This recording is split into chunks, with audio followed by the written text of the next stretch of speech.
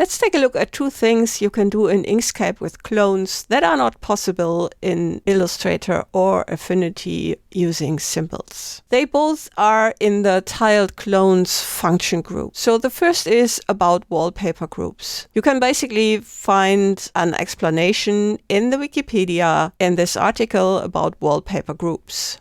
I have built one of those examples. So this is the artwork. And then you can go to Edit, Clone, Create Tiled Clones. And in here you can create, in the symmetry part, the 17 wallpaper groups. And this one is for the P4 group. Then you set up how many of them you want. So I'm going to build this simple using 5 and 5 rows and columns. And let's just create that. And this is what you get with that.